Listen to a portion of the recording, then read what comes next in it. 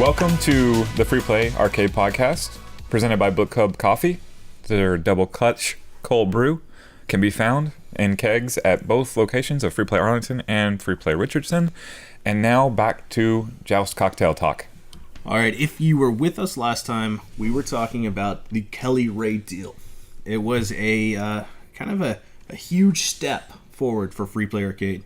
And we were just talking about the Joust cocktail that was in the Kelly Ray deal. And the Joust cocktail, they only made 500 approximately. It's a debated number, but 500 Joust cocktails ever. And we made the probably terrible mistake of selling our Joust cocktail to one of our friends, Estel, the Doc, one of the best and most diverse arcade collectors in DFW. But we sold it. And the special thing about the Joust cocktail is it's designed to sit against a wall with a 1v1 side-by-side. Yep. It's beautiful. It's amazing. And, I mean, Joust is already played normally. The upright is side-by-side, and it's really an intense match. But you can only imagine the environmental aspect of it sitting side-by-side in a cocktail. And it's really, really nice because it's kind of like a V coming out of the wall, where it divides the two players, and you're both kind of looking over the screen. Have you ever played a Joust cocktail? Yes, this particular Joust cocktail I've played. All right. So what I was alluding to there is we sold it to the Doc, Estel, and the Doc participates in Let's Play Gaming Expo, which we've now been active all 3 years, but especially more so this last active, year. this last time. And each time the Doc has brought the Joust cocktail that we sold him.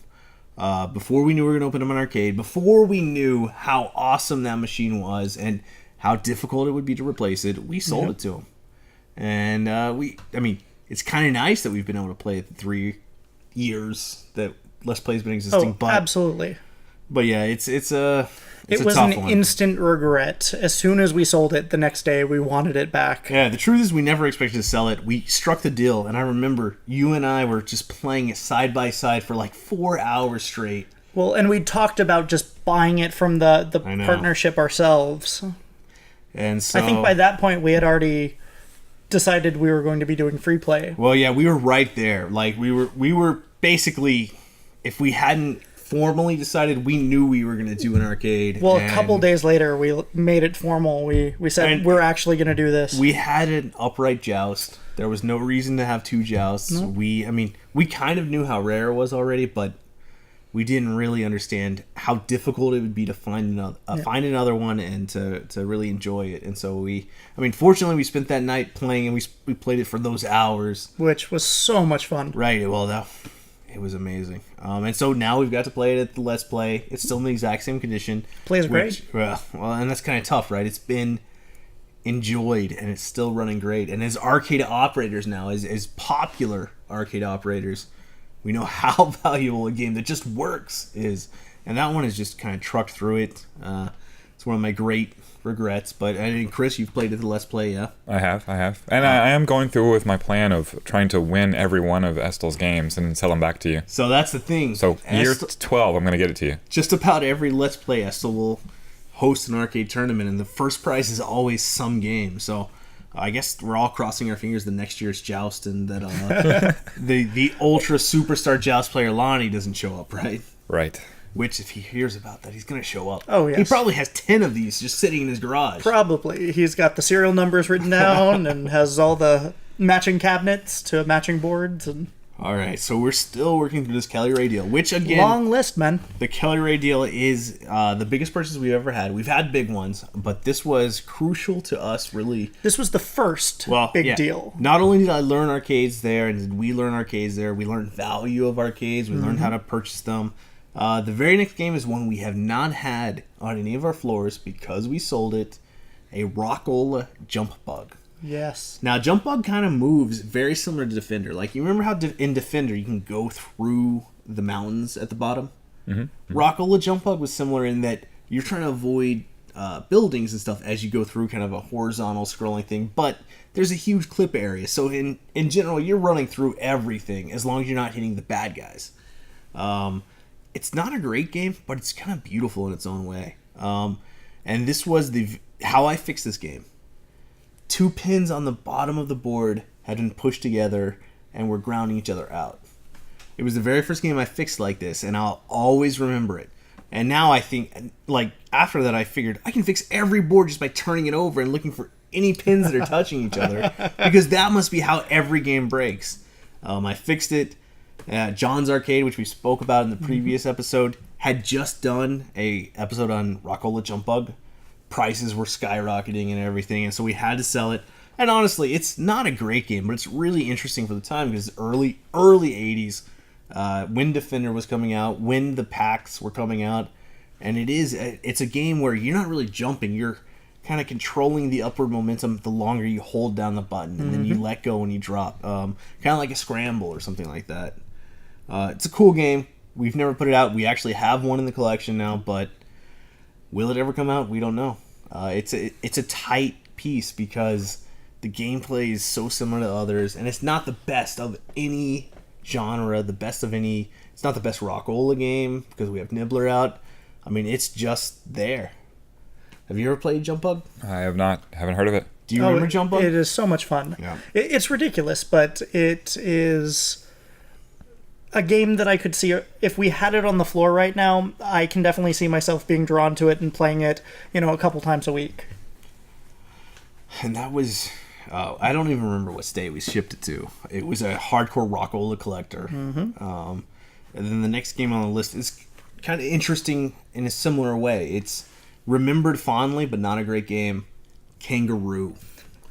So we've now owned probably 4 or 5 kangaroos. Something like that. We had one on the floor. Interestingly enough, the kangaroo we had on the floor is not the one we bought in this lot. Right. It's the one we bought from another general guy who just has a ton of arcades come through him, Roy Jones. Yep. We bought his kangaroo because no one else would. No one else would. A lot of things from Roy Jones, too. But this exact kangaroo, no one would touch. I mean, I remember he was asking $1,000, $1,500, and then it dropped to $750, $500, just $250. kept going down. I believe we bought it for $100, which is probably what a kangaroo is worth because it is awful. It was Atari's answer to Donkey Kong, right? Right. I mean, it was a game where you could jump and punch, which was a little different. And watch out for the monkeys. But the graphics were awful. I mean, terrible. The way they handled, and they had color, they had everything. Their raster thing could have been better. And we've spoken on it before in a Game of the Week with Gravitar, how the programmers of Gravitar, which went on to make amazing games. I mean, Marble Madness is on our floor because of the guy who made Gravitar. Like, it was an amazing mindset, and they wrote that letter together, the Gravitar programmers. And they were like, Kangaroo is just garbage. Like, they just demolished Kangaroo. And having had it on their floor, I can't blame them. It's not a great game. It's kind of entertaining because of what it is. You get to punch stuff as a kangaroo. That's the first few times that you play the game, it's very entertaining, but it doesn't have the same staying power as a lot of the other games that we've had out on the floor. Well, if you compare it to like a Donkey Kong or a Congo Bongo, it's just not in the same class. Nowhere near. Even though it's the same game type, it's the same style. Every aspect of the game is worse. The sounds, the graphics, the programming, the hitboxes, whatever you want to call it. Just awful. Do you remember Kangaroo when we used to have it on the floor? Absolutely, yeah. In fact, it was one of the games that they had at my daycare center growing up. Wow. Nice. So I played a lot of Kangaroo. You were a punching kangaroo. I was really good at that game, as you might guess, and I always meant to get back to it. It was so yeah. You were one of the few that was sad when it disappeared. I was, but I wasn't terribly sad because you had 80-something awesome games on the floor at the time, so I knew that was more than I could play. But yeah, no, I always told myself I'd go back and really give that kangaroo a run for its money. So that exact kangaroo, we have to pass it to Richard to tell the story of what happened to that specific kangaroo. Now remember, we have more. Are you going to make me cry, Richard? Yes, I'm going to make you cry. there was a sharp corner. It was a dark and stormy night. It was brutal. It was a nice and sunny afternoon. Now, of course, the beginning of the story is we were taking the kangaroo off the floor. Right. It was done. Of the games we had on the floor, it was one of the worst. Absolutely. And there was, as a company that really values curation and everything, we were pulling kangaroo off. Richard was turning a corner, and I'll let him take it away.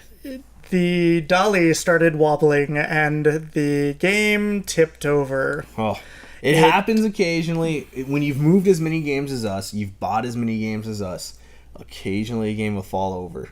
Very rarely. And even when it falls over, it's generally okay. Did Kangaroo make it? Kangaroo did not make it. No, It broke the side off the cabinet. The entire structure fell apart, and there was nothing we could save. Now, Well, the game board, but the subtitle to the story is we were able to find and source a kangaroo cabinet that had none of the pieces that were still good in our broken kangaroo cabinet. So together, we were probably one of the only people in the world that could make a whole kangaroo, which we have here in the warehouse right now. Yep.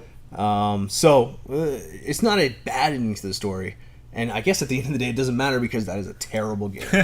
Everyone knows it's bad. I still kicked myself for a very long time.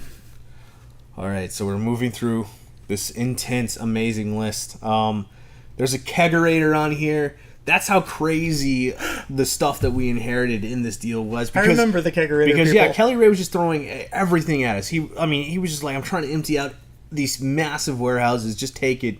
I took a kegerator, which of all the things we sold, we had more tire kickers and negotiators on the kegerator.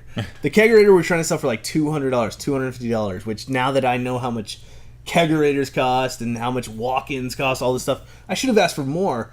But there were more like $20 offers, $50 offers. I had people show up and take like an hour of my time just to say, I'm only offering you $100. Or they'd point to a part and be like, this part's broken, and we'd be like, no, it's not. Right. Well, yeah, it didn't matter. We had so many. Eventually we sold it exactly where we wanted to. We should have sold it for probably more, but it was amazing how many people would come out. If you put a kegerator on Craigslist, you could fill up any room in town because, like, people are going to come out, they want to buy it, and they want to buy it much cheaper than you listed, no matter what you listed it. Yep. That's probably the answer, right? You list a kegerator at $2,000, you're going to get $500 for it because they just want to needle you down. I don't know. That one's got to be a nice kegerator. Well, I don't know. $2,000. All right, so here's a game that we never got working because it sold too fast in its current shape, and we have another one right here, Kung Fu Master. Yes. Never been on the free play floor. Great game. Dual stick game? No, that's not the dual stick game. What's the dual stick game? Karate Champ. Karate Champ is the dual stick game. Karate Master is the kind of platform up and down game, Yeah, right? five levels. It's kind of loosely based on Game of Death, the Bruce Lee movie. Both of those games are amazing. Kung Fu Master, Karate Champ. What's your preference? My personal preference is Kung Fu Master. Karate Champ has that distinction of basically creating the fighting game genre. Yeah. So that's a pretty good distinction. But Kung Fu Master is probably objectively the better game. The story was better. You get more for your quarter. Subjectively, from me, I like you? it better. Done. I like the I've music. convinced you, and I am amazing. Yeah. Well, that's true. Have you played Kung Fu Master very much? No, I haven't spent Have you much played time Kung on Fu that on one. Play Choice 10? I have. That's the console version. Right. And Kung Fu Master was really cool because instead of the Play Choice 10, you got these weird advancement bonuses. Primarily in points, but like you'd go up a level, and it was a true like skyscraper advancement, right? Yeah. If you've seen Game of Death, it is basically that, except, well, there is a basketball-y type character in one of the pagoda levels, I guess. So, good times. Awesome game. Not Kung Fu Champ. Not Karate Karate Champ. Karate No, Champ. not Karate Champ. Karate So, Champ's the all dual right. stick. Let's take a side note. Karate Champ, dual stick fighting game. Mm-hmm. Kung Fu Master, platform, 2-button jump and hit, right? Yeah. There's Platform no is- you're not really platform, no jumping. Yeah. It's like constant It's like a movement, right? Forced side-scrolling- movement. Yeah, side-scrolling action game, probably. Beat 'em up, maybe. Whoa. Yeah. Whoa. Yeah. Everything dies in one punch except for the end bosses, but yeah, that's probably it. Side-scrolling, beat 'em up, goes in both directions depending on what floor you're on. Nice.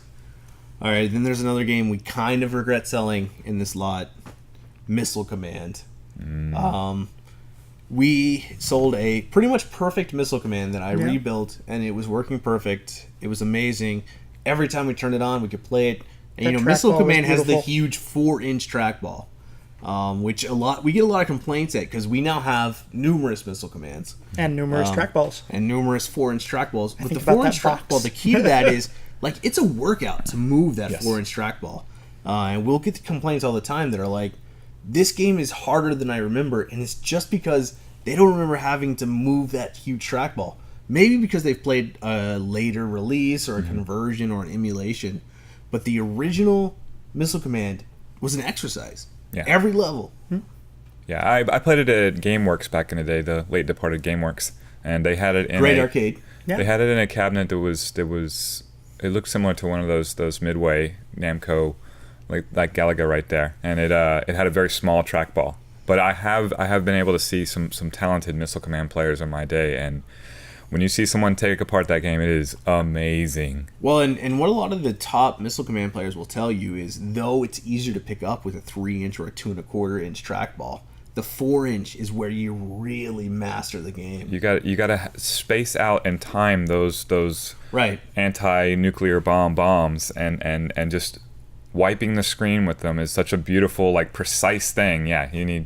Well, and what all the beginner players will do is just they'll do it as fast as possible. Right. They'll just spread those things, and that works in the first few levels, and then you just get boom, boom, boom, boom, boom, bombed into oblivion. That is exactly my playstyle. Because, next thing you know, your bases are running out of missiles, you don't have enough to do it, and it's all a precision game, which, I'm not great at it, but if you listen to any of the top players, they'll say you have to have that big trackball just to finish the game.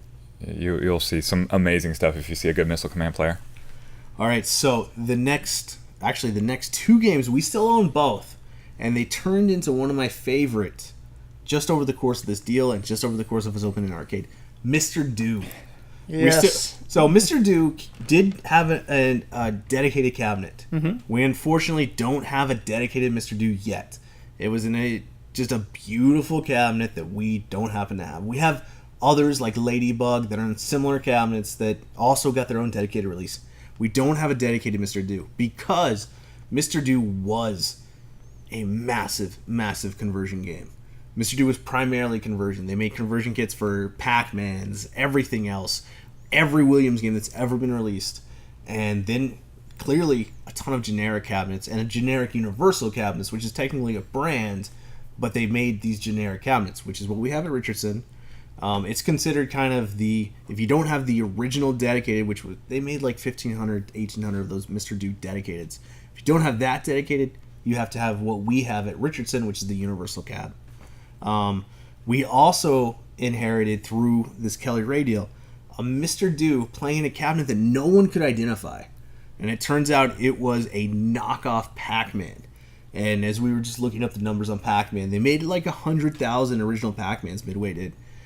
And then there were another 125,000 knockoffs. And we inherited one that had a Mr. Do. It was a really nice setup that whatever the operator was back in the 80s really cared about it. But it's our second Mr. Do. We've never had to touch that board because we're still running that original Mr. Do. And I had never played the game before we got this lot. Had you? No, I've never played Mr. Do. And as Chris knows, way before he was an employee, because this is one of the first games I got kind of hooked on. Mr. Do is not only one of my favorite games, but Chris did quite well on it. And we had a bunch of community group kind of back and forth with Mr. Do. Free play. Go ahead. Okay, yeah. Richard was always the owner that was out there. Everybody has talked to Richard. A lot of people have stories of talking to the owner. He has a beard. And does he wear a hat? Yes, he does wear a hat. That's Richard. Not so many people had talked to Corey, especially after the first few weeks. But word was that your favorite game was Mr. Do, which meant Mr. Do had this giant bullseye on it. So there were quite a few of us that just tried to play, and we even were trying to catch the FP heart, your initials. We definitely were trying to get there. No, that was one of our big money earning tricks early, was to set a FP Heart, especially on Mr. Do, and then have 4 or 5 people show up and they had to stay, they had to beat it, and they'd drink the whole time. And before we'd done any real marketing, that was huge. I mean, us setting high scores in our games and putting FP Heart or FPA, it was great. Well, and putting a bounty on any of the games. Right, yeah. Well, and what we do is say, if you beat that score, we'll buy you a beer, the first person or whatever. And man, was that successful early. I mean, this was way back when we were much smaller than what we do now. But it was really, really neat to think about. I would go there at 3 when we opened and set a high score, walk away, and we'd have the bartenders come and say, you have to comp a drink because someone finally beat your score at like 9 or 10.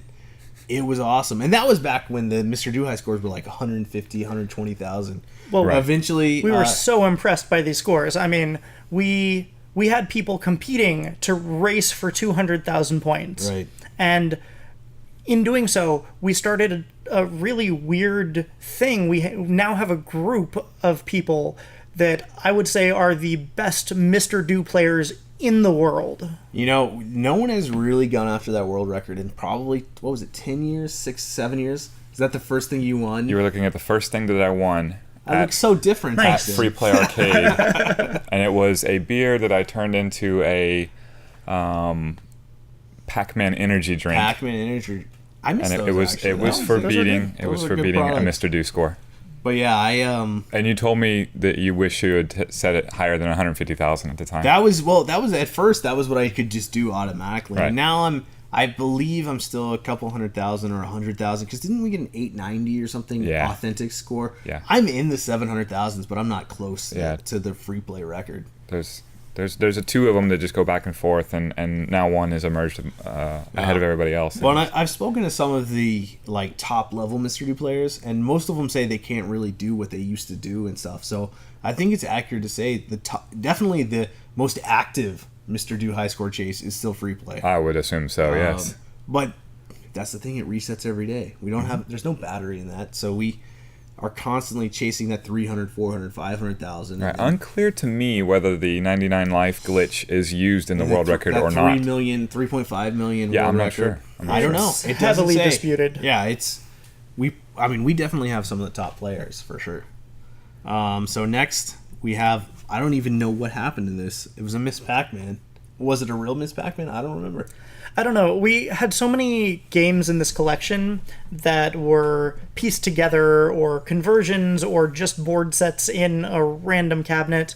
You run across so many Miss Pac-Mans. We have a ton of them in our collection. I unfortunately could not tell you what happened to this particular one. Yeah, and just before we started recording this, we looked at the Miss Pac-Man production numbers, and they made 125,000. And then, like we were talking about, Pac-Man had a ton of knockoffs. Miss Pac had something like 200,000 on top of their production number. So we're talking 300,000+ cabinets. I would assume that was a knockoff. But even if it wasn't, we have so many Miss Pac-Man cabinets in the collection. And one of the other things is, Don't sell them. They're awesome. I went through a period where all I wanted to do was buy Miss Pac-Mans.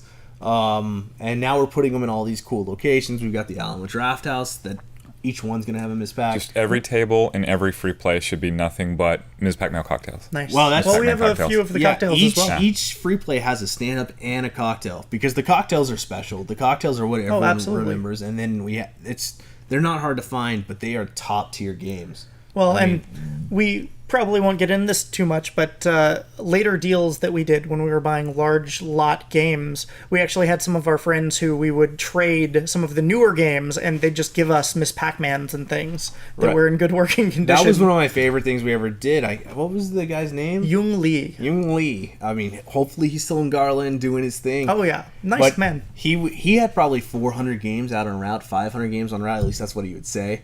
And we would trade all of our like Cruising Exotica stuff that we'd get on trade that we had nothing to do with. And every time he'd just be like, "Here's Miss Pac-Man. Here's Miss Pac-Man. Here's Miss Pac-Man. Do you want a Galaga? Do you want a Galaga?" And it would just Miss Pac-Man. Yeah, and we'd be like, "Awesome, this is amazing." Every once in a while, he'd be like, "I found a centipede. Do you want that?" And I'm like, "All right." It was really, really amazing because he had been in the game so long that the stuff he was rotating out was the stuff that we really, really wanted. And honestly, I cannot remember. We'd have to go look at the original pictures or something to figure out what the heck happened to that Miss Pac. I don't know. All right, so the next one is actually another regret. Omega Race. Oh, that's such a cool cabinet. Omega Race, I got so close to fixing. It's a black and white with probably the coolest cabinet ever. I mean, the glass, everything is just insane. The custom artwork on the grill for the speakers that was amazing. It had a screen printed metal grill over the speakers that extended into the marquee, and they all did. And we thought, the thing is, we were kind of, we're green on arcade games, so we didn't know how amazing this was. And we just, we knew it was cool once we saw it. We knew it looked cool. We didn't ever get it working, if I remember correctly. Well, we got this Omega Race in, when we bought the Omega Race, it was, here's the monitor to Omega Race, here's the board to Omega Race, here's the wiring to Omega Race. I got it 95. I got it really close. You could see something on the picture. You could control the ship. We didn't have all of the things, and it looked cool enough. I kind of wanted to buy it from the collection just so that I could have the art. Well, and that's the thing. Every time I see an Omega Race just in the wild, I want it. Even though it's not really a game that we could ever put on free play. No. It looks so nice. It was back when the manufacturers were taking a million years to build these games. They would take 6 years to program them and do all the artwork. It was amazing. So that's another regret, and another game that I didn't even know existed before the Kelly Ray deal. Yeah, it was just unbelievable. All right, so then the next two, we had 2 Operation Wolves. Yep. Do you know what happened to them? Do you remember? Wait, we don't still have them? We have them both. We have them, okay. We've never put them out because... You confused me. So Operation Wolf is a great game. It's the machine gun shooter. Yep. It's kind of... We don't want to say Vietnam Simulator. Yeah, a little Vietnam War-ish. Right. But it's really, really an amazing game, except the biggest problem, 2 years later, they released Operation Thunderbolt, which was a 2-player version of basically the same game, but better in every single way. Plus, it's essentially the origin of those rail shooters that you see. Operation Wolf is probably. They had the original, right? The carnival style look down with the flat glass and everything that you see a million of in the different arcade world because none of them work anymore, but they're really, really cool. Operation Wolf, it did because it was reflected a monitor that set just a 25-inch monitor set flat. Then it had a mirror you were looking at, and then you shot your gun down the mirror into the monitor, which had the light gun receptor or whatever they used. Operation Thunderbolt just put it all together in a much better package, better game, everything. And I'm happy to say we have an Operation Thunderbolt coming out really soon. What we're going to do with all these Operation Wolves we kept, I don't know. Well, and the real thing is, if I remember correctly, we have 2 different color schemes on our Operation Wolves. So Operation Wolf and the green had 2 releases, blue and green. One of them only had a few hundred made. The other had the 10,000 made. They're not very collectible because of Operation Thunderbolt, but we still have them. And we can make a good one someday that we need to do. We need to do that. We need to go through the work. It just hasn't been a priority because as we sit in 100 games that are all in progress, and Operation Wolf isn't even on site right now. It's in one of the other warehouses. We just keep finding more and more stuff to do. But one day, we need to fix that. We need to get absolutely. All right, so the next one we've had out at both arcades, Outrun. The original Sega Outrun. This one in particular didn't really work. We ended up selling. And Outrun has been an interesting game because it's a stand-up driver. It's got the insane... what is it? The centering control, the pneumatic, whatever it is. Gotcha. The force feedback, whatever they call it. This is a force feedback that's so strong from the factory that if you turned it and you were a little tipsy, it's going to throw you, across the room. It was insane. You haven't played Rush the Rock yet, have you? Rush the Rock is similar. Rush the Rock, Cruis'n World, they're all similar, but this was the original. Yeah. And it's really interesting because we have an Outrun that's still over at Free Play Arlington that they're working on in the back room. Oh, yes. And every time we turn it on, if you're holding onto that wheel and it centers, it throws you through the wall. It is so strong. And this is factory. We don't have, there's no modifications done. The real thing is most Outruns you go to, they don't have that force feedback working anymore because I just assume the motor's out or something. Mm-hmm. This one never turned on. Outrun is still a great game. Oh, absolutely. Mm-hmm. But we've actually had issues converting those stand-up games to players. the stand-up drivers. Well, that's a really interesting point. You put a sit-down racer in either of our arcade locations, and people are going to play it nonstop. But the stand-up racers has actually been a really interesting category. I mean, we've had a wide variety that have come out at different times in different play styles, and they just don't catch on as fast. It still kind of blows me away because I was originally gonna focus on stand-up drivers, stand-up racers. Well, it would have allowed us to have a much larger racing collection. Exactly, and Tim over at Core Lounge has done a great job curating that. Absolutely. Like, I think that's one of the coolest places to go play stand-up drivers. But Agreed. Here at Free Play, like, if we have a stand-up driver next to any other game, they're going to prefer the other game. They're going to grab the joystick or anything. But if it like you were saying, if it's a sit-down, they're going to sit down over almost any other game we've ever had. Absolutely. We put a sit-down racer on the floor, and it's going to have someone in it almost all day. Right. Well, and yeah, we could put sit-down racer after sit-down racer after sit-down racer, and I still think they're going to keep getting filled. What's interesting is it's the opposite for a cocktail. You have the cocktail. I tell people that there's a Tetris in Free Play Richardson, and they freak out, and they're like, "What? I've been here 17 times. There's no Tetris here." Yeah, it's right there in the corner. And it plays perfect. But the fact that it's a cocktail, people are kind of standoffish. Yeah, but you're right. The sit-down racer, absolutely. And I'm not sure what leads to that. If it's, I mean, from my perspective, I'm always trying to go back to that original play in my memory. So something like Road Blasters, I played in a sit-down, right? So I would want to play in the sit-down. But pole position, while I remember the sit-down version of it, it was always the stand-up, and pole positions in Arlington, and I love it just the way it is. Well, yeah, it's really interesting, and I think people think that like sit-down racers are just higher end. Like when they sit in them, they're like, "Wow, this is a nice rare game." Even if it's like a Cruisin' USA, which is they made 1 million of them, 1 billion of them, 1 trillion of them. Well, it's everyone's fondest memory from CC's Pizza. Right, exactly, and the truth is, though, it's really hard to keep those running. Oh, absolutely. So, like a Cruisin' World or a Cruisin' USA, super rare. A Daytona Linked, like we have in Free Play Richardson, impossible to find. Just absolutely. Were those popular? I mean, those were I remember them being the most popular game in the arcade at the time, but why are they so gone right now? Well, all right, so like the Daytonas, they used a medium res monitor, and not only do they use a medium res monitor from the factory, they used a monitor that was relatively obscure. So those monitors don't really exist outside of the 3 or 4 Sega games that they made, the Indie game that they made, and Sega GT and Daytona. All of those I'm a fan of. Yeah, and all of those use the same setup, the same cabinets, and the same monitors. But once those monitors start going out, it's not like you can just go to any other game and find a monitor that's going to fit it, that's going to work right. And I remember, maybe we'll come to it in this deal, but we had the side-by-side Daytonas. We did. I was curious about that because we're past D. I don't see them, and they were just trashed. These things were not turning on. I mean, I kept working on them. I got the power supplies working, and they all kind of started to come together.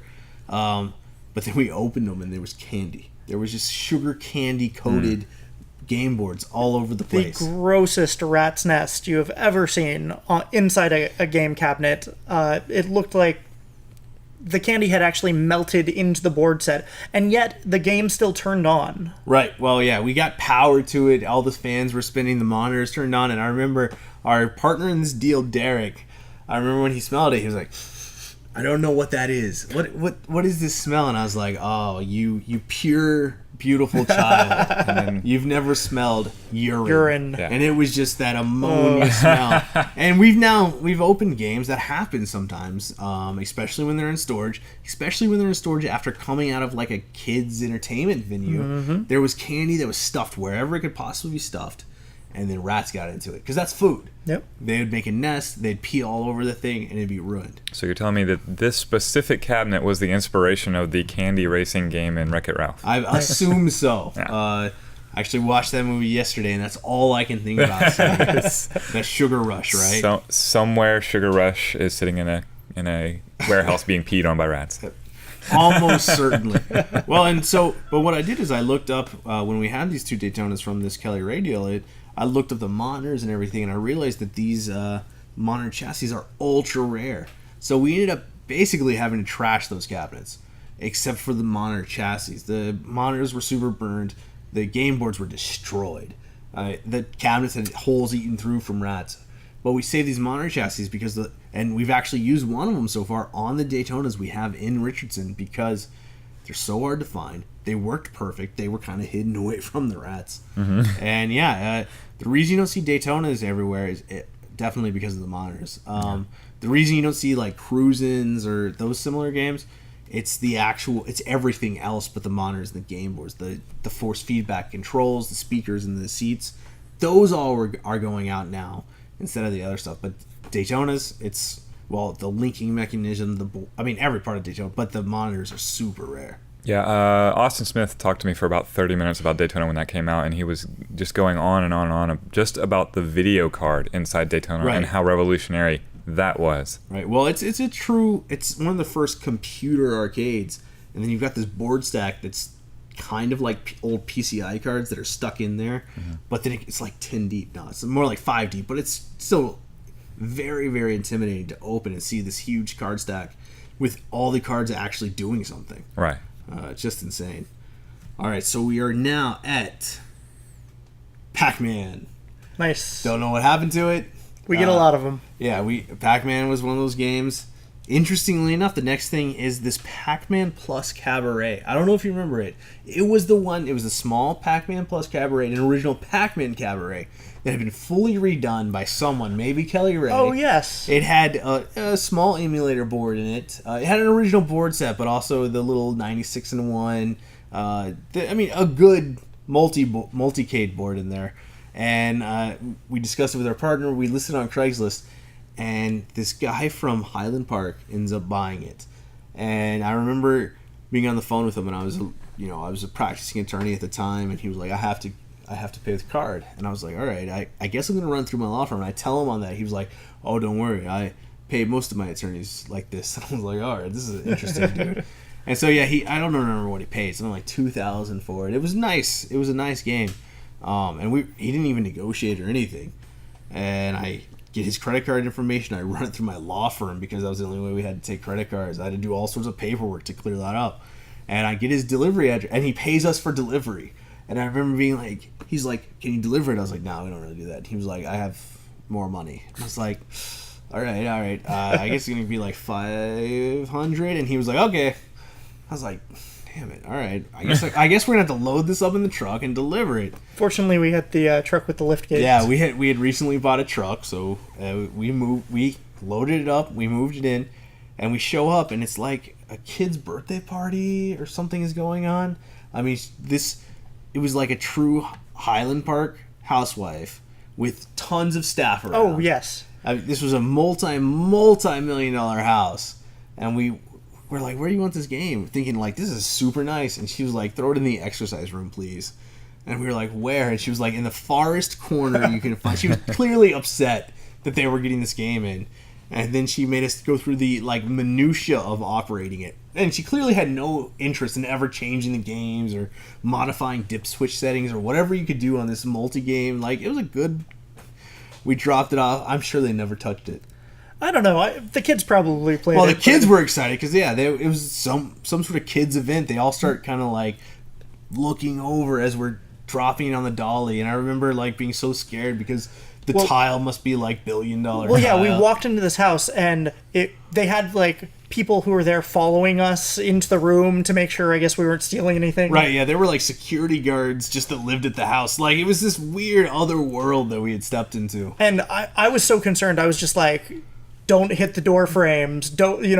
Let's not mark up any of their walls, like, at all. This is the nicest place we've ever taken an arcade game. Well, and it was clear that we weren't really doing it because I, as an attorney, had written out this huge long thing for her to sign that disclaimed that we had done anything at all, basically. Right. It was like, you've never met us, we've never been here, you're waiving the rights that we've ever touched your grass in your yard. And I remember her reading it and handing it to someone to review, and then she signed it, and I was like, "Whoa, this is too intense. I don't ever want to sell arcade games ever. Like, this is not how it's supposed to, like, it I was, forgot about that house. yeah, it was, I mean, and they had, I mean, it was monstrous, millions and millions of dollars, gorgeous house. Oh, beautiful. If you want to do a podcast about what it's like to, like, say, run maybe a small beaded jewelry store and have those be your only customers, You've got the hookup. I can help you out. Yeah. Not great. Not. I love all people that come to any of our businesses and spend money, but geez, those are tough customers. All right. It is a different world that is 10 miles away from here.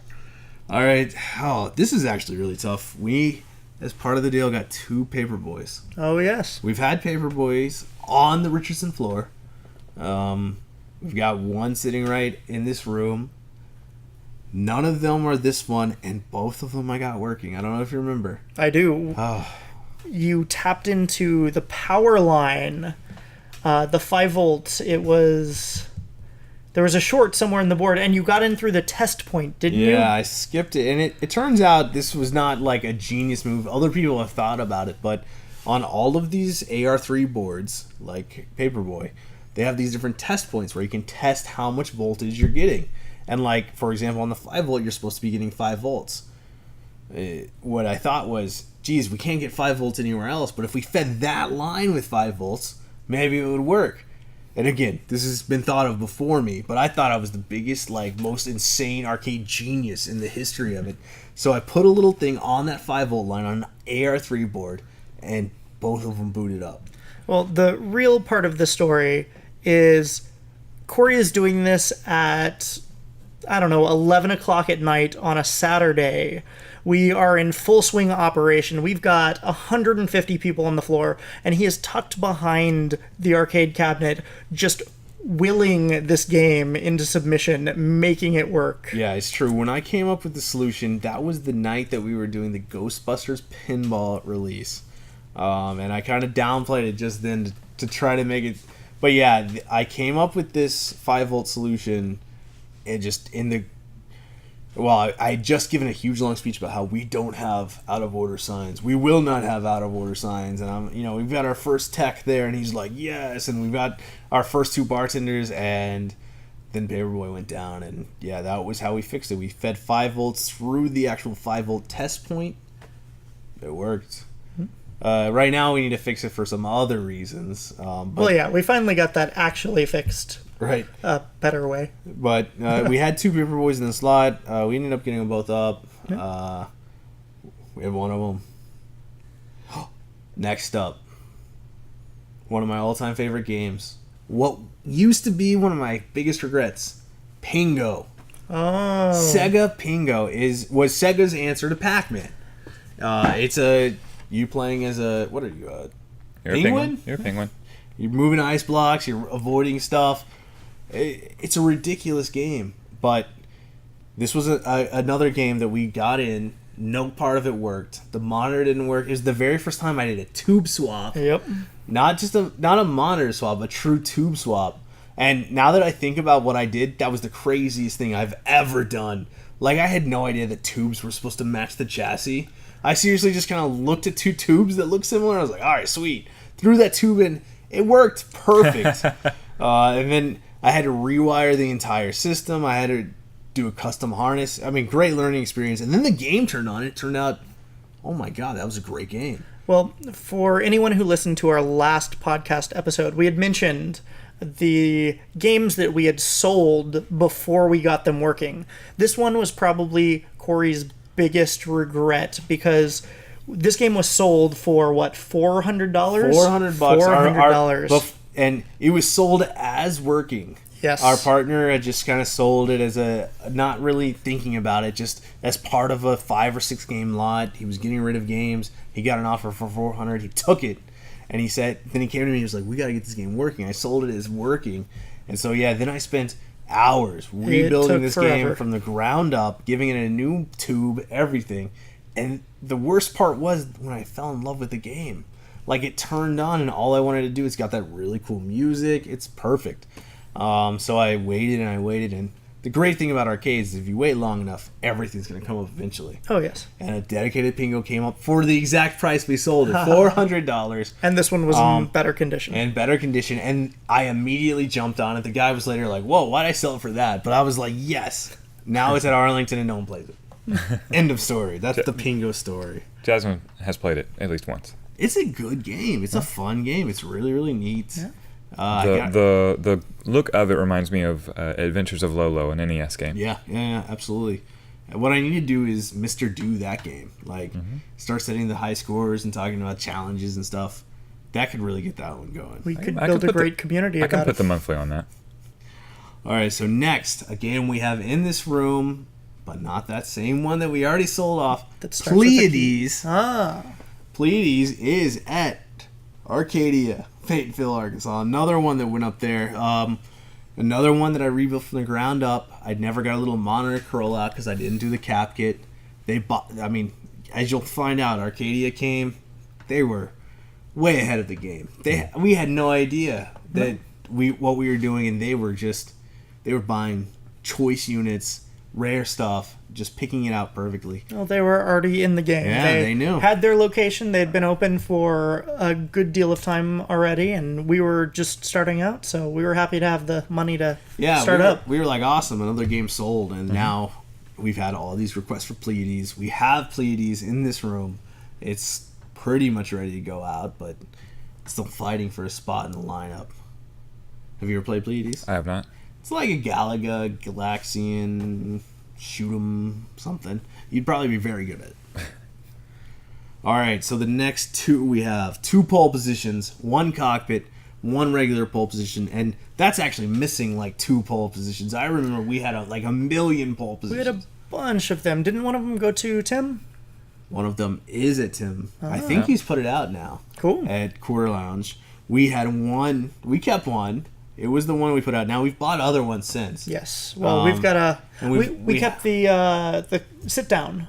We still have the sit down. Yes. I don't know what we're gonna do with it. It came with the pole position 1 and pole position 2 boards installed so that you could switch And between. it was wired for a game that is neither of those. That is correct. So we haven't rebuilt it. And honestly, pole position, though amazing, and honestly, I think pole position plays better in a lot of different formats than the actual upright or sit-down cabinet. I don't know if y'all remember the kind of... I mean, this is me like betraying everything I've ever stood for, but the little Jack's Pacific mispack mappy plug into your TV game things that Yes. that you could that had an 8-way joystick. I've played that at your house. Yes. So the key to this thing, it had a version of pole position, and the joystick. And this is, I mean, this blows me away because remember it's an 8-way joystick, right? So you can play all the 8-way games. You can play the 4-way games and Exevious, Pac-Man, Miss Pac-Man, Galaga, all these awesome games on this Jack Specific plug your TV in. Then you play pole position. This is insane. This is the craziest thing ever. It has a potentiometer at the end of the joystick, so you can turn the car by turning the joystick. Like if you could turn this like this and control the car. Like if you've ever worked on a control panel in your life, this is insane. I mean, it is a free-floating potentiometer at the end of a joystick.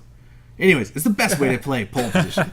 I own this thing just to play pole position. It's surprisingly fun, and it compares a little bit differently than the joysticks that you'd find on like a heavy barrel or any of the other rotary it's not joysticks. One of the 8-way rotaries. It's a true potentiometer, a free-floating potentiometer at the end of a joystick, and it makes pole position probably the best racer I've ever played. Yeah. And I love pole position. I think it has its perfect spot in history, but this version is unbelievable. And it's emulation. It's the worst ever, except they figured out the control scheme. Really awesome side note. Great for home use. Great for home use. Illegal for all their uses, so everyone chill out. Next up, a game that we had, then we had again, then we had again, and we still didn't put out until we got it one more time. Popeye. So Popeye is famously the Donkey Kong. the Donkey Kong whatever, the version that didn't come out. Right. Then it got rebuilt, and then originally Donkey Kong was supposed to be Popeye. And Right, then, that's what it is. And then they got the license, and then they didn't get the license, and they got it, so they built a new game for Popeye. Into this story for Popeye is that game is tough. Yeah. Oh yeah. Why is it so hard? I don't even understand what's going on. You're trying Like, to catch hearts. I beat the first level one time. Well, a few times now, but I beat the first level, and every time I'm just like, I don't even really understand what I did to do that. Whereas Donkey Kong, I get it. Donkey Kong Jr., I get it. Right, All get to those the early top. Nintendo games, I'm like, yeah, awesome. Popeye is brutal, impossible. Yeah, it's not intuitive at all. it's Well, like Donkey Kong is not intuitive. That one's really not it's intuitive. like they took the hardest game they could possibly make, and they were like, here you go, Atari Gravatar, Nintendo Popeye. That's it. It's just like punishment. It's, we want your quarter, and we're going to take it. And you're never going to play this game again because you don't understand what's happening. You've played the other Nintendo games. Now it's time for Popeye. Well, it's seriously to the point now when everyone requests Popeye, like at Free Play Richardson, they're like, hey man, y'all got Popeye? I'm like, why? Why would you want this? And then they're like, no, it's one of my favorite games from my childhood. I'm like, we have it. It's a Free Play Arlington. Just please don't go play it. It's going to put you in such a bad mood. You're going to leave a 4-star out of 5 stars because you're like, this is the best place ever, but then I had to play Popeye. I don't think this is the Popeye that I remember because it's so terrible. I'd never want to play Popeye again. Anyways, this is not the Popeye that's on the floor. We have a Popeye. We give it to the, gluttons for punishment that want them, but oh my gosh, that is a terrible game. Straight up, I'm going to say it. That is terrible. Rampage World Tour. Not the Rampage World Tour we have on the floor. What? We sold this to a barcade in Denver named One Up, one of my favorite barcades in the entire world. We sold it thinking, who would ever want to play that game? Then it turns out, of course, it's a great game. Everyone. Yeah, it's beautiful. It's at Free Play Arlington right now because we have Rampage, the original, at Free Play Richardson. Both of them are amazing. So I think I'm growing to like World Tour maybe a little bit more. Where are you at on this? I spent more time with World Tour, so probably that one. There's a lot of humor in the background of that one. There's a lot of humor in the background. Same of What, both, but sexy scientists aren't real? more than that. There's a lot of like weird presidential cameos that are happening in the Oh, background. no. If you just stare into the background, there are crazy things happening. Crazy concepts, and then of course both of them have the wonderful little thing of you're destroying real cities, which has come into play many times as the Cowboys have played other teams, Right. I have people going and destroying their cities for challenges and prizes. So, gameplay, pure gameplay. Rampage or Rampage World, so pure gameplay. Not the awesome, Yeah, subversive jokes. True, just pure gameplay. give me World Tour. I like flying. I like flapping World the Tour. wings. All right. Because that's where everyone says Rampage wins. Like, Rampage doesn't have the other stuff. A Rampage is simpler. Rampage? And Rampage there's is a something great beautiful game. about a simple, good gameplay experience. I mean, my favorite game is Pac-Man. Can't get much simpler than that. Well, there's one. It's called Pac-Man. I hate Pac-Man. The original pure Pac-Man. Okay, I don't like Ms. Pac-Man. Pac-Man's slow. You have to Miss speed Pac it up. slow. Yeah, you have to you speed need it the up. speed up shit, But then right? when you speed it Agreed. up, Then it's beautiful. so fun. It's well, and they, I mean, it's famous that wasn't something they came up with. And Right, Cozy Auto. They used it. They adopted it. They released later releases that kind of incorporated it. But Miss Pac-Man, the original release, I don't think anyone understands how slow that is. Yep. I think one of our cocktails at Arlington.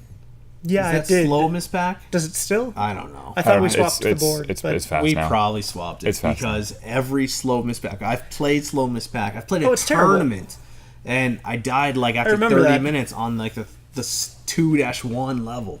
Yeah. And it took me that long to die. Yeah, And I was just like, this is terrible. This I is won boring. our fast Ms. Pac tournaments, and then I got invited to a slow one, and I was just like, why? Right. This is terrible. Well, and if you ever want the experience, we have a Miss Pack sitting right next to a regular pack. And Right. the difference is, if you play the Miss Pac-Man game, it plays beautiful, it's nice and fast. As soon as you get off that, if you try and hop on regular Pac-Man and you play it at normal speed, it just feels like death. Right. Well, and we had to put a regular something out. So we Oh, chose absolutely. Pac. And yeah, it's got It's the right choice. It's because- right next to the Super Miss Pac It's too. how it's meant to be And, played. and Pac-Man is a game all about memorization of patterns and stuff. So that's not true. Ms. Pac-Man, where Yeah, where Miss you're Pac, zoning you and got a little grouping. strategy. Yeah. I don't know why we're talking about this.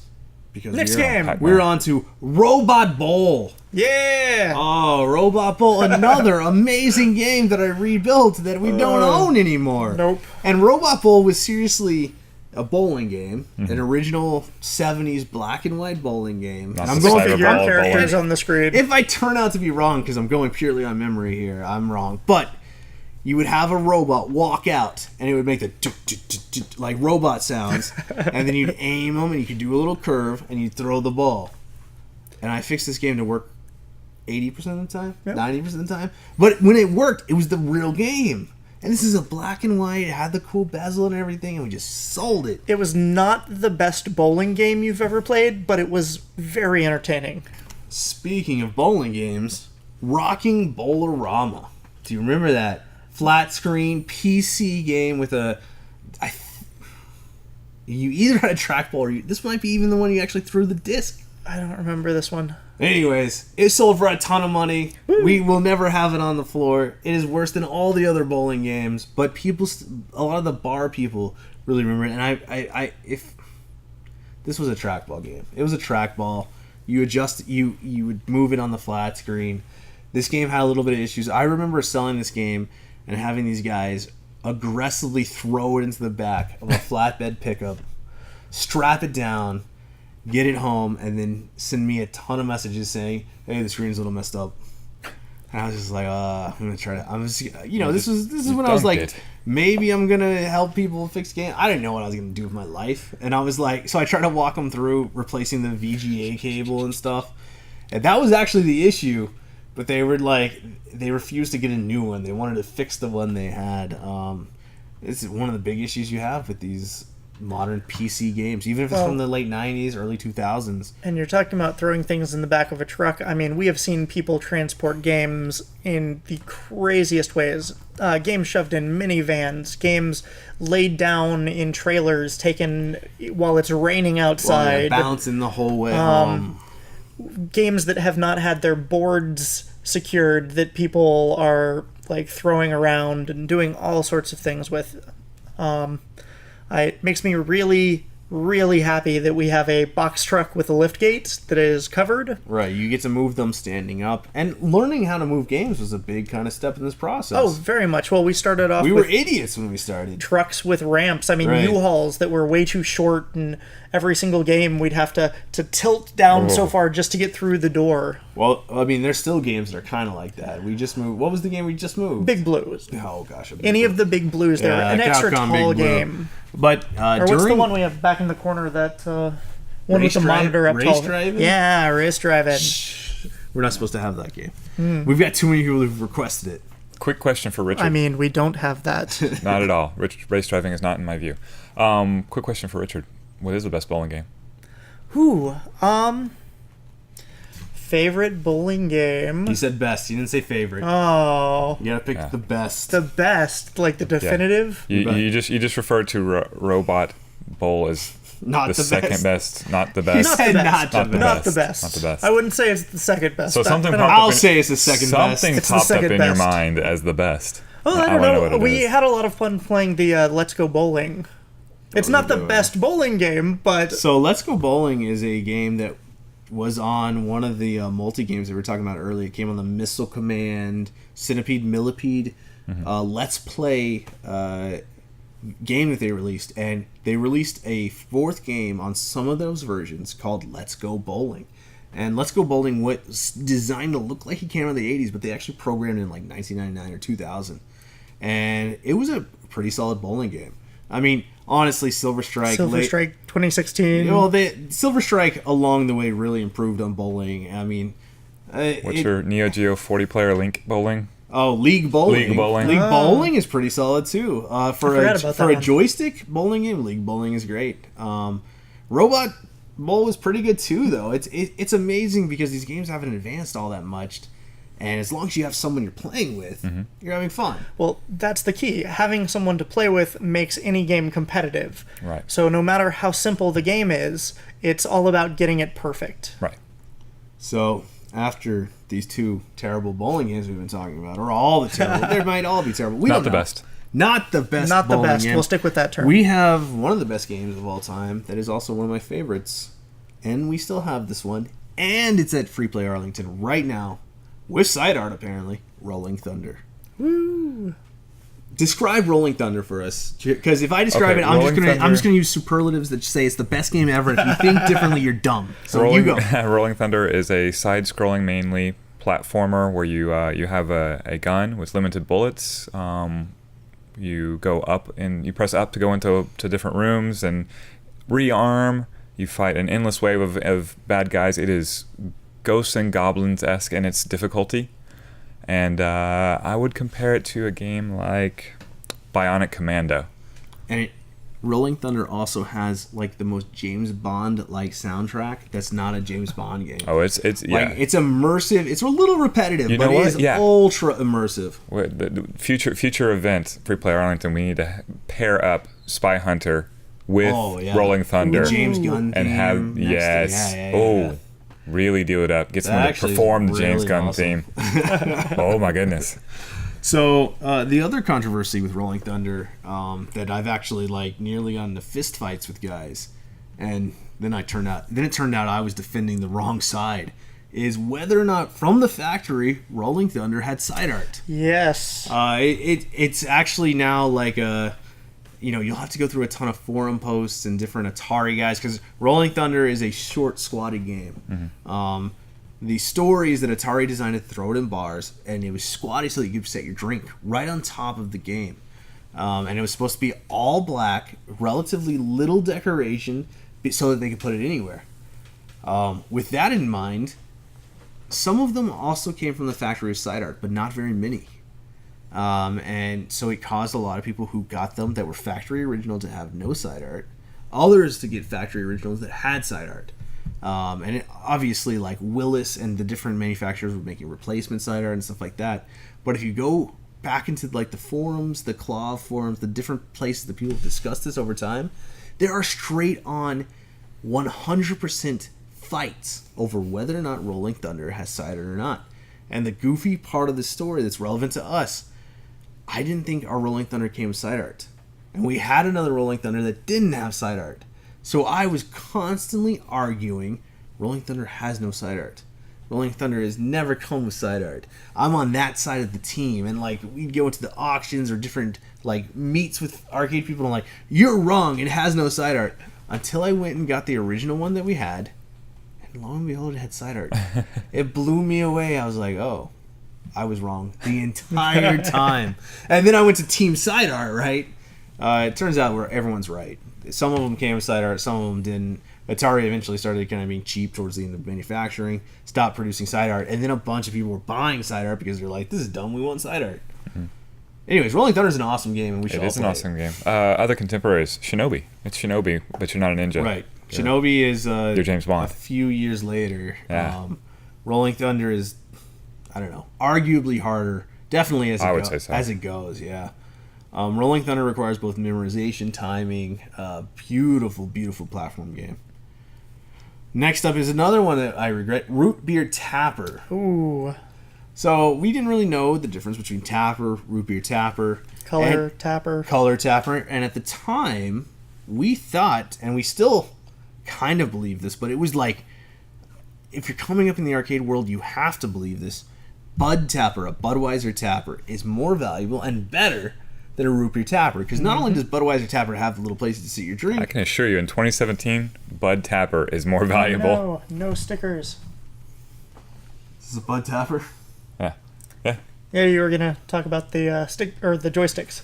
Oh well, so right here they have actually the same control panel, just on a, wow, this is weird, on a Root Beer Tapper they don't have these brass fittings to sit your drinks. It just cuts straight down. It goes a little further. Otherwise, it's the same, except Budweiser Tapper says Budweiser. Root Beer Tapper was Midway's solution to, hey, we're going to also put this in kids' arcades. Right. Especially after they had a bunch of extra boards and all that stuff. So they just did a ROM swap on it. And then because they had showed kind of how to do a ROM swap to turn the Bud guy, the Budweiser graphics, into a Root Beer guy, a lot of other people came in and did these ROM swaps. And this was before we really understand that we could burn our own ROMs, all this other stuff. So with our Root Beer Tapper came a bunch of dumb stuff. Simpsons ROMs, Tron ROMs. And we're not talking about turning the game into a Simpsons game. We're turning it into a Tron game. We're talking about turning the characters in the game into the characters from The Simpsons. So you're still playing the same game. And at the time, I was like, that's really dumb. I didn't really know how to turn it back.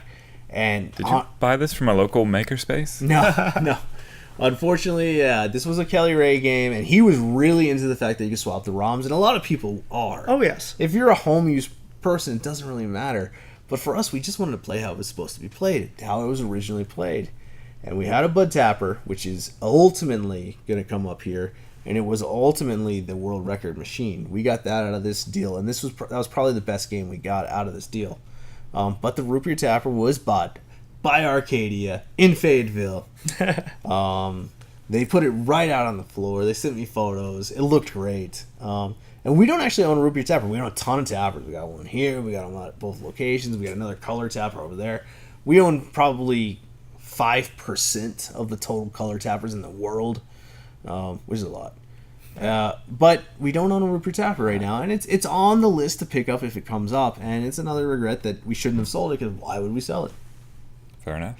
But Tapper's still better. Clearly. I spent quite a bit of time looking at the records, and for Tapper, nobody's going to sniff that record for a while, and they're going to regret it if they do.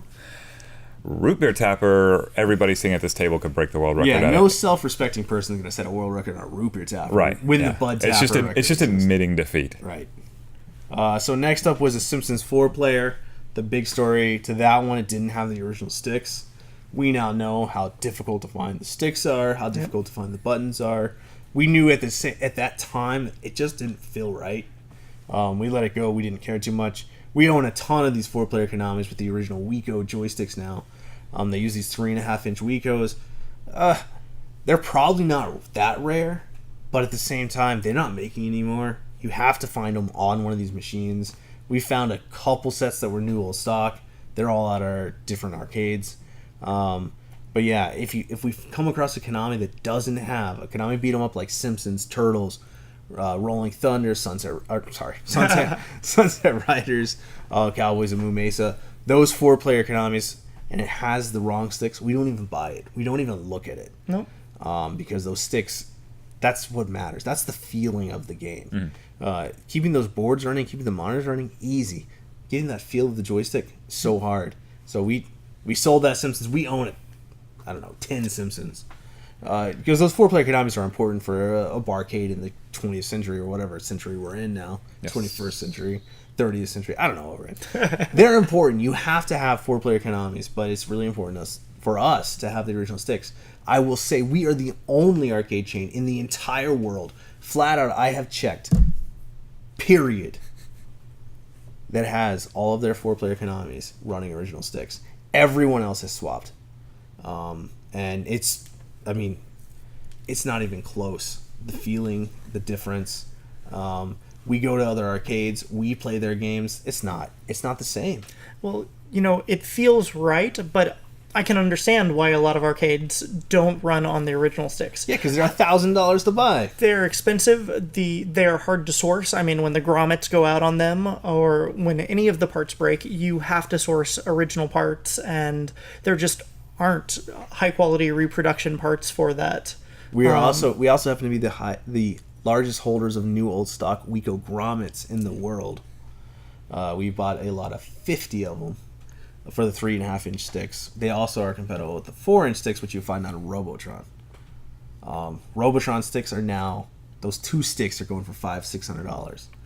But they're all the same Wiko stick. They're all the same Wiko grommet base. It's amazing. I mean, I hate to get into it because, man, those Konamis just, when you're using a generic HAP or ILA-way stick, it's not the same. No. And everyone else runs those, and I know it's easier, but it really irritates me that they do. Well, if anyone out there listening would like to make a dream come true, well, that too, but I've always wanted to one credit as a 4-player team one of these 4-player Konami beat 'em ups. I can't do it. Well, and I'm I've not done your teammate. Nope. I've done Ninja Turtles, I've done X-Men, but I've done it myself. To do it as part of a team. That would You be just amazing. pick all 4 turtles and just absolutely annihilate Shredder. I want to be a part of that. So if you think you got what it takes, come contact me. It's amazing, right? Because almost everyone's seen the end of the game, just no one's actually earned it on that 1 or 2 or 3 credits. Like, Yeah. most people. Most people don't think it's possible. Well, and most people who've actually seen the end of the game have done it in an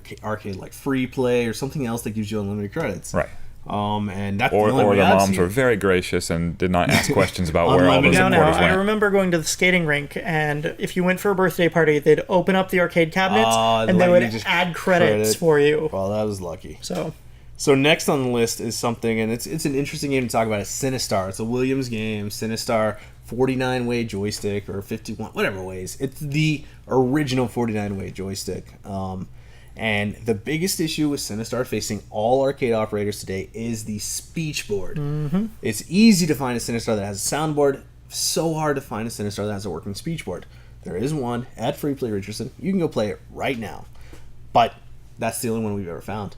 This Sinistar didn't have a speech board. We had no trouble selling it. Nope. I mean, I and it kind played of great. Yeah, I kind of wish we had it. It made sounds. I ended up. I don't know if you remember. I put a Defender soundboard in there. Mm-hmm. We needed to burn new ROMs, but the soundboard was easy. It was that speech board, which is so important, right? Run, coward! I mean, that's Sinistar is yelling at you the whole time.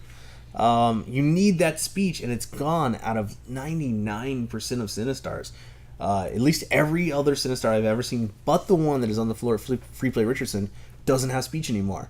And I don't mean to talk ill, but I have played it at local arcades that either have no sound and none have any speech, and it kills me because that was so important. That was a huge part of the game. changes the dynamic of the game. I mean, when you're playing Sinistar and you hear that the first time, it scares you. Right. You have no idea what's coming, and then he sweeps through the screen and just obliterates you. And you immediately learn all of the different tells and the different signs and how to avoid and, eventually take him down. Well, But and that's the other that thing. First it actually game tells you when to run, right? And it's through the speech board. We actually have Chris Paga, right, who is on our machine getting pretty close to the He's to approaching making a world real record. run at the world record, and that's another world record that is up to a bunch of dispute, debate. No one's sure if that's real, and if you ever talk to Chris Paga about it, he'll never dispute anyone else's record. But straight up, I 100% believe that is a fake record. I don't think that's actually possible, and I think Chris Paga is going to get to the point where he maxes the game because it's a relatively short game. Wait, are we talking Dragon Slayer or Sinistar. Sinistar. Sinistar. That definitely is the case, in my opinion. Well, with Dragon Slayer is probably true too, but I'm on board with the Sinistar. I don't think that's a real record. Does it kill? I'm not. Is there a kill screen? No, the game I don't gets know. so hard it's Is that impossible. what it is? But I think because this does start blindingly hard. I think, but by the time before you get there, I think we're gonna find out that Chris Paga, because Chris Paga, from my understanding, he's in what 600,000, 700,000. Yeah. now? In fact, he's got the entire high scoreboard at this point. Well, and he's the only one that I can find in the last 20 years that have scored anywhere near his scores. There is no one that has reported a score anywhere close to his. The only people that have ever talked about scores that are close to his are saying, back in the when the game came out, I could do that, but now I don't have access to a game because if you want to convince me that you're not legit, you just give me the when the game came out argument. Well, and that's the thing. All the world record is still a referee world record from the 80s, and no one has come close. Chris Paga is the highest scorer for decades, which honestly makes me believe the other stuff is fake. It might not be, but every situation we've ever seen in this exact case where there's a referee verified high score on a game that other people have tried to score high, it's turned out to be a fake score or an impossible score. And there are, the Twin Galaxies record books are just littered with that. Right. And I fully believe that Chris Paga is the best Sinistar player ever. And I think he's going to prove it over time, but I think he won't break the world record because it's fake. Oh, you think so? Yep, that's what I believe. I guess we'll see. All right, Space Gun. Does anyone know what Space Gun is? I can tell you what Space Gun is. We go right back No, to I world don't record remember talk. that one. Talk at the next one, by the way. Space Gun was the game. It has a really, really cool plastics. Estol bought it from us. The Doc, who bought that joust we were talking about earlier. Space Gun is a game that had a slope, all plastic, coming over you. It was like red and blue. You had a gun. It had a 25-inch monitor sunk in with a mirror looking up. If you look up Space Gun, it is one of the craziest games ever. I think it's a title game. I'm 90% sure it's a title game. It's relatively rare. The problem is it's terrible. It's rare because keeping those plastics together was impossible. Any game operator would put it out on the floor, and those kids were beating on that thing. It was because this seriously, it covered you in plastic. Really cool. I don't regret selling it. I love that Estel still has one Space Gun. Although every time I see him, he's like, "I'm still working on that Space Gun." Nice. I'm like, "Keep working on it." I'm sure I helped move that game, but I am not picturing that right now. Yeah, no, it was one that Sounds cool. I didn't even realize I still bought it at first, and then I saw it in his collection. I was like, "That was mine." He was like, "Yeah, could you please fix it? What is going on?" But he has good plastics. Eventually, he'll get it going. All right, next, we don't have one of these. This is not the one in our collection. I mean, we have a ton of these. Space Invaders. Mm-hmm. The Midway Taito Disputed Super Game. So here's my world record thoughts on that one. I don't think the world record's high enough. Right. That game came out in the late 70s. You should be able to marathon it and knock out the world record relatively easy. You can learn high level play of Space Invaders in about 10 minutes. And that game got played. I mean, that revolutionized the entire arcade game industry. It made Invader houses what they were called in Japan, right? So you're telling me you had like entire top floors of retail businesses dedicated to just Space Invaders. They're playing that game nonstop, and it takes 10 minutes to learn high-level play. I think that world, like the highest recorded score, may be what it is right now. But I suspect there have been many high scoring. Well, Space I don't know Invaders if you remember what we did for the fall last 10,000. year. Or no, it was the Summer end nights. of summer nights. And 10,000 was a score that I've gotten to, or I've achieved numerous times, and then just been like, I'm bored with this game. Mm-hmm. And I think that was pretty much anyone who came close to that score was just like, oh my god. When they hit 10,000, they just turned it off. They walked away because once you know it, it's just over and over and over. I mean, it's not that hard. Maybe the last ship will get you, but if you're on your game, if you're focused, it's not going to be a big deal. Right. And it's a one-shot game. So what, 12 hours, 15 hours, you could probably break the world record, right? Right. And there's one stage, and it repeats, right, and it just flips sides. You memorize the order, and you're good to go. You're counting your shots. I will say Summer Nights basically won me the Space Invaders Deluxe arcade cabinet. Right, you had to learn it to the point that you would do that. Right, and I think the winning score was like 5,000. I told anybody if they beat it to just message me and I'll come beat it again. So yeah, if there's one thing that we need to do in the future now that we're kind of deeply involved in the Let's Play, is push those arcade challenges. Figure out a way to get the hardcore players to those arcade challenges. Because watching the Q*bert and the Space Invaders this time was just like, I felt like we had a number of players that could show up there and do it, and I think Delp won both of those challenges. I did, right? and I messaged Troy, the aforementioned Mr. Do champion, and told him, look at the score. Right, you could be blindfolded and have one hand behind your back. He could potentially do the Q*bert world record if it wasn't a true hardcore marathon. Right, it's like an 88 hours, 100 hours. Well, and even still right now, we have a sign on our electrical box that says to check Q*bert for Troy before turning off the games. Right, Troy's made some amazing scores, but 88 hours is insane. No. Yeah, best he's done so far is showing up at 11 a.m. Sunday. Playing the whole day. No, Saturday. 11 a.m. Saturday, and playing the whole day, whole night until close. And you guys check to make sure before you threw the breaker. But then he's tired. I mean, that is a long. That's already that's a long day, and he would have to keep going and keep going day. It's insane. And he has to continue to make extra lives to the point where he can afford himself a nap. That's the world record holder took naps in the middle of his Q*bert game. There's no way around it. All right, so next up is a game we have right now on the free play Arlington floor, but this is not the one that's there. This one is actually at Tim Colson's place over at Quarter Lunch. It's Speed Buggy. Something I regretted selling to him immediately, and then we started finding it. And then I bought another Speed Buggy, and then that one we couldn't get working because Speed Buggy, it turns out, it's a stand-up racing game, stand-up driving game. It's from some sort of TV show, Hanna-Barbera. I don't know what they were doing. But it has the most expensive steering wheel, the most expensive pedal that has ever been put on any arcade game ever. That might not be true, but it's way up there. It's pure optical, both. an optical sensor in the 80s to detect where you're turning, and an optical sensor to detect where your acceleration is.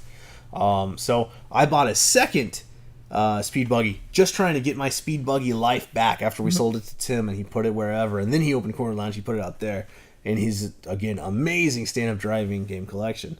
And then in the Richardson flea market thing that they have over there off Coit, Yep. a speed buggy popped up, fully working, really cheap. No one cares about that game, but it had both working optical sensors. Sorry, Michael Beltran. So, well, no, I mean, I still play it, and I love playing it because there's nothing better than having a beer and driving a speed buggy, and then all of a sudden you're bouncing all over the place. It's really fun, and it's got a decent gravity effect, a decent racing effect, but no one plays stand-up driving games. We were talking about it earlier. It's the same thing.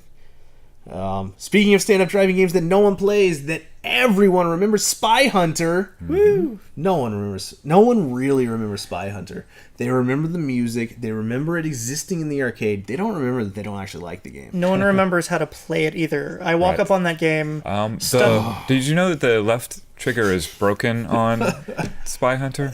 It doesn't. The pedal doesn't work. Right. It's in the wrong gear. So the thing about Spy Hunter is you have to earn most of the game. Right. And especially in Spy Hunter, and there are people all over the internet who own Spy Hunters who continue to complain about this. If you pull the right trigger, the machine gun works. If when you first start the game you pull the left trigger, it does nothing. That's how the game works. You earn rockets for the left trigger. You have to get, not deep, but you have to actually play the game to get it.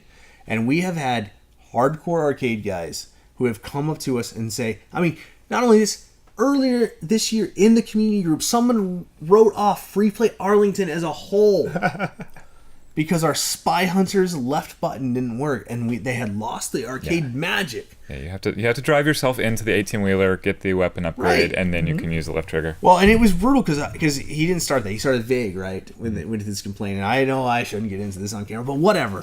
He started off on his complaint, and he was like, I feel like the arcade magic is gone because they have so many game issues. And I was like, oh my gosh, this is a serious complaint. We take these things very seriously. Anytime anyone tells us that something hasn't been working, I mean, we get to it that day, most of the time within 20 minutes of finding something online. I remember Chris was there. We started doing an entire control check on the entire arcade, and we weren't finding really anything. We found a couple minor things that could be better. We fixed everything. And so I stood him, I was like, man, we just went through all the games, we fixed some minor things, but what were your issues? And he was like, the trigger on Spy Hunter didn't work. And like, I had been killing myself for 5 hours, and it turned out he just didn't understand the rules. And he had written off Arlington, and it crushed me. I was just like, I can't. 2 stars. I had to turn off the internet for the day. I had to take a break. Now, Spy Hunter is not that great of a game, but everyone remembers it as... Your gun theme. Love that music. music. Well, the music is great. It's an MCR game. Everyone kind of knows those graphics, even though they're always glitchy, no matter what Spy Hunter you have. You look at the side art, you're like, cool, sweet, what do I get the airplane? Right. All right. Everyone thinks it's kind of like, Pole Position, Spy Hunter, those are the stand-up driving games that everyone remembers. Everyone kind of glorifies them in their head, although Pole Position is probably better than Spy Hunter because Spy Hunter is tough. In my opinion. There you go. Star Trek Captain's Chair. Ooh. Oh, so here's a beautiful cabinet. Here's a rare one. So This is a game? yeah, so you've played Star Trek. We have it at Star Trek Strategic SOS, Combat Strategic Simulator, Operations Simulator. Star Trek SOS. We have a really, really cool Irish converted. Is it Space Invaders Deluxe? No, I can't remember. No, not Space Invaders Deluxe. Asteroids Deluxe. Yes, Asteroids. We have an Irish Asteroids Deluxe converted into a Star Trek SOS, which was the prescribed Irish conversion, which if you ever get into the arcade community, you'll see a lot of people calling these rare Irish conversions. It is because most of the games that were made for Europe were remanufactured, or the cabinets were manufactured and put together in Ireland. Most of the time you'll find wood grain side art. A good way, if you have a European something on your cabinet and it has wood grain vinyl on the side, it's probably an Irish conversion or an Irish game. And some people consider it rare, some people collect just those. At Free Play Arlington, we have a Star Trek SOS Irish conversion. Star Trek SOS also had an American dedicated stand-up. And Star Trek SOS also had the coolest thing ever. A captain's chair. Where you were sitting in the Star Trek captain's chair like, a captain. You had all the controls at your fingertips. You looked at the ends of the armrests. You looked at the color vector screen. It was the same controls you have on the stand-up, but you just stood there with the little dial and the buttons, and you acted. And it had a little canopy that everyone lost, and you sat there, and you were actually sitting on the game boards while you had this the Geo6 color vector, whatever it was, the color vector monitor they used. None of it reliable. Everything was built on just absolute matchsticks. And the way they had the games, and this is like a 6-board stack or a 5-board stack. Something like that. Tightly packed, that you're sitting on, putting all your heat on it, and all those kids' farts, whatever was going on down there. It overheated all the time. They had a fan. The fan always broke. But the cabinet itself is so cool. They've had a emulated version come to Let's Play. That had a multi-game and stuff on it, which is still really cool. But like the canopy, for example, the piece of plastic that covered the top is ultra rare. I mean, just finding one, and we had one, and it was in pretty good shape. Oh yes. Ultimately, I couldn't get the game running, and those board stacks and everything are crazy. If I had known exactly what I know now, we probably would have kept it. But I don't know if we'd ever put it out because it's such a beast. It's so hard to keep going. And the real thing is that there's a collector's market for this game as well. So the actual Star Trek game itself is a lot of fun, and a lot of people know the game. But this particular version, if you have anyone who's really into Star Trek memorabilia, it's like it's pinnacle. The Holy Grail. Yeah, it's the holy grail of your collection, because you can actually sit there and, I mean, I've heard stories about people reprogramming them or like pulling out the monitor. They found a non-working one, and if they've turned it into a dedicated place to watch Star Trek. That's the amazing thing. Like the arcade purists here could never deal with what's happening because they made 450, 440 captain's chairs, Star Trek captain's chairs. And I bet 300 of them have been bought by Star Trek fans to rip up, put a flat screen and a Netflix box or something in there just to watch Next Generation or whatever they're watching in their little captain's chair and destroy the beautiful arcade game. It is, the captain's chairs in general are so much more valuable to arcade collectors because arcade collectors would do anything to get them back. They've all been ripped up. Arcade collectors are just trying to put them together. The one we had was basically complete. It was not close to working. I could get it working today. I could not get it working at the time. We were happy to sell it. We were happy to get it shipped off at the time. But I've only seen one or two others since I bought it, not including the docks. That is cool, but it is different. Tough one to find. Probably a tough one that we had never put out. So it's probably better that I haven't seen anymore because I'd just buy it and throw it in the warehouse and never be able to get any money out of it or play it or anything. Private employee-only collection. All right, so next up, Atari Star Wars Color Vector. Woo! We had two of them. None of them worked. Neither of them were. So Star Wars, the big thing about Star Wars is it came in two versions. Ampliphone monitors were the dedicated original Star Wars monitors, but at the time Atari was making so many games, they started putting the 6100 monitors that you find in Tempest, Space Duel, Black Widow, most of those that are the dedicated original color vectors out of Atari that you know, they started putting those monitors in there. Both of the Star Wars that came in this collection were allegedly inferior, and we will go to the grave saying that they're inferior because ours is Ampliphone. The Star Wars that had 6100s, we didn't want them. We sold them away. We ended up getting an Ampliphone that's sitting on the floor right now that has been subject to the most abuse probably the most plays any Star Wars has ever had. That's true. The nice thing about the Ampliphone is to me, it always feels more flat. I find the blacks richer. It might just be a purist in me seeing that. We have the Ampliphone also in Major Havoc, the most expensive game we have on the floor, the most collectible, the rarest. Star Wars, Major Havoc, and a couple other games came with Ampliphones. Most of them ended up getting converted to 6100s, or the Ampliphones were ripped out of other games to be put in Star Wars or Major Havoc. So both of those went away. Not to fear, they made a lot of Star Wars. those Star Wars arcades are valuable, though they are, I mean, really, really cool arcade games, albeit quite short. They are available. We found the one we wanted. We got on the floor. I assume eventually we'll have Star Wars in all of our arcades, most of our arcades. I mean, we have more. It's really just, it is a limited gameplay experience, despite how cool it is. Yeah? Yeah. All right, Defender Stargate. Stargate is the next game on here. We probably own more Stargates than any other game that we have never put out for some reason. Right. Well, no, the reason guess is why it's the reason is crazy hard. Well, Stargate is even harder than Defender. Right. Which is so hard that people cannot reach the daily high score minimum. Right. Like Dr. J is the greatest player of Defender What's ever to the walk daily in. high score? It's Dr. J. Well, no, is it 20,000 points? It's like 27,000, something like that. It's like 27.5 or whatever.